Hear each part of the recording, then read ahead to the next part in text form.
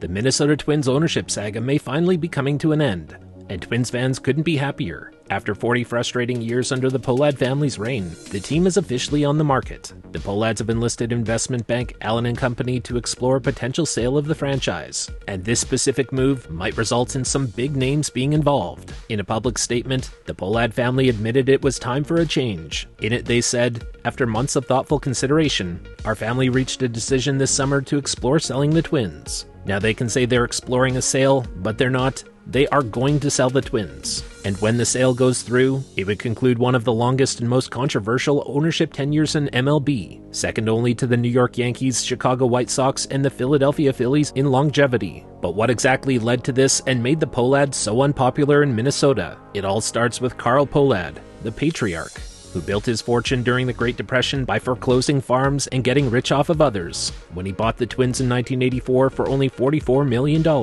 his penny-pinching ways quickly soured fans. When adjusted to today's dollars, that $44 million equates to $133.52 million.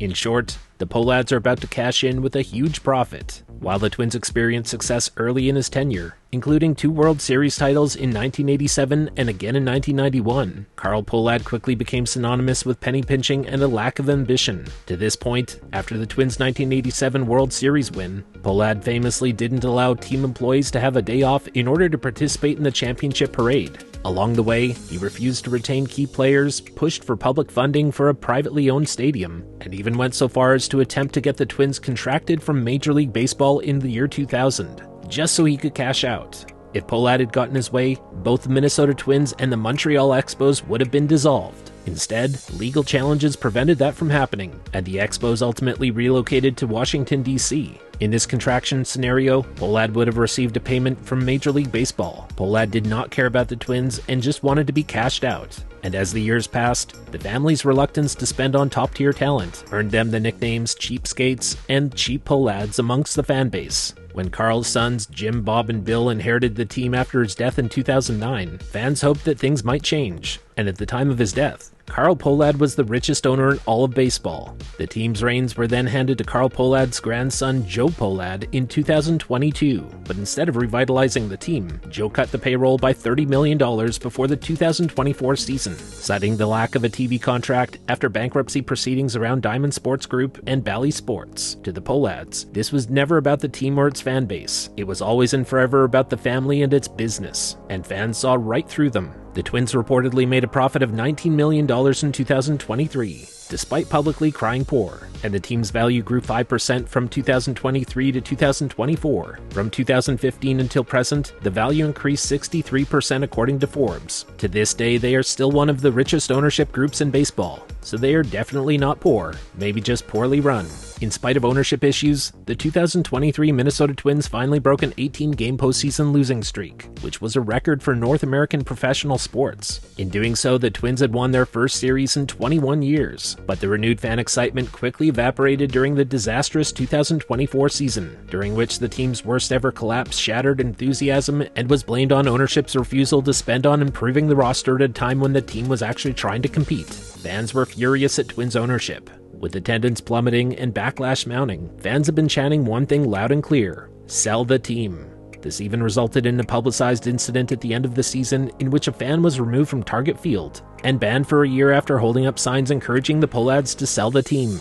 And the reaction from around the world of baseball was both united and strong. Hallelujah. I can't believe this day finally arrived. The Twins aren't exploring a sale. They're selling. Plot twist! They're selling because their value of the franchise couldn't be higher. Pay the man his money to get the heck out of here, because enough. What a freaking disaster. Fans feel like the Pohlad family doesn't give a rip. Didn't try to win at all. He was a horrible owner for a long time. He has no clue what he's doing. He is a destroyer, not a builder. We don't want you here. If you can't afford to handle a team, or in your brain you can't afford to spend the money because you want to see the paychecks come through, just leave. I really think the Pohlad name has become synonymous with cheapness, whether that's fair or not. I don't know that anybody in the Pohlad family really had their heart in running a baseball team. It's not fair to Minnesota. Get out of the sport. He's a silver spoon kid. He's given toys to play with. He doesn't cultivate, he doesn't build, he's given them. He thinks that you and I'm talking to you, Twins fans, are stupid. Who would want to buy the Twins? Is there anyone you can think of? You've missed the playoffs 3 of the last 4 seasons. The loudest voices hate the Pohlads and blame everything that goes wrong with the Twins on the Pohlads. Through all of it, they had fans back. They said, let's scale back hardcore because we're poor. That is crap. You know what you do when you feel that way and then the entire town thinks you're a jerk? You sell the damn team and get your money. There's no financial reason that they're selling. It's a reallocation reason. They are spending, in terms of their ranks of payroll, exactly how they were when they had the Metrodome. Get out of our sport. He talks more about business than winning. Business, portfolio, revenue. Stop talking about business. Start talking about winning. When it comes down to business, it's not about the community or the fans. They freaking scammed the city into thinking that they were going to spend more and take care of this team. And they had the chance to do that finally. And he absolutely crapped the beds. I'm glad that the Pohlads are selling because I'm sick of the conversation. That was such crap. You made a ton of money in the playoffs, and then you came up with BS excuses in the offseason for why you should lower your payroll by $30 million when your team's in a winning window. But it's moronic, and it's why people are telling the Twins to F off. You're supposed to lie. You're supposed to pretend that it's the community and the Twins organization that come first. But they said our family. And that's the core of why people can't stand the Pohlad family. Way to really just shove it in the face of your players. You're pissed off as a player, and you're already trying to find your way out of that franchise. They had no budget for their front office at the trade deadline. What a jerk. Get out of the sport. If you're enjoying this, hit the like button and make sure you're subscribed. In MLB, team transactions don't happen every day, but when they do, the price tags have been climbing. Recent sales include the New York Mets in 2020. Steve Cohen's record-setting $2.42 billion purchase raised the bar for MLB team values. In 2023, the Baltimore Orioles sold for $1.725 billion. In 2019, the Kansas City Royals sold for $1 billion. In 2017, the Miami Marlins sold for $1.2 billion. And in 2016, the Seattle Mariners sold for $1.4 billion. The average MLB team is valued at $2.4 billion, and the Twins, sitting at a $1.46 billion value according to Forbes, and ranked 21st out of the 30 MLB clubs, are positioned as a mid-market team. Their relatively modest valuation could make them a bargain for the right buyer, given their modern stadium, passionate fan base, and regional dominance as the only MLB team for miles around, drawing fans from neighboring states like Iowa, North Dakota, South Dakota, Nebraska, and even parts of Canada. However, the decline of regional sports networks has hurt teams like the Twins, as they were left scrambling for a TV deal when the Diamond Sports Group entered into bankruptcy proceedings. Since then, Major League Baseball has stepped in to help with a broadcast package through MLB.tv, expanding the Twins' reach to more homes from 1.08 million to 4.4 million. While this increased brand awareness matters greatly in terms of building their fan base, the revenue from this new arrangement doesn't come close to matching the old RSN contracts. This almost certainly played a major role in the Twins' ownership deciding to cut ties and sell, especially if they're experiencing any issues with their own liquidity. If that is the case, it's likely we'll find out details in the coming months, but for now it's just speculation. This new TV situation could affect their attractiveness to potential buyers. The collapse of the RSN model has hit Major League Baseball harder than other sports leagues, as local media rights accounted for 21% of the league's revenue last year. This decline in local TV deals has lowered revenue for teams like the Twins, Guardians, and Brewers in 2025 and beyond, and it's likely to influence the Twins' final sale price. That said, Target Field remains a significant asset, with a yearly lease of just $600,000. The stadium is a steal for any new owner. The team's regional dominance gives them a sizable potential market. That alone is supremely valuable with the right owner who cares about fan engagement more than they care about charging $14 for a beer. The big question remains, who is the right owner? With the Pohlad era winding down, speculation about who might step up to buy the Twins is swirling.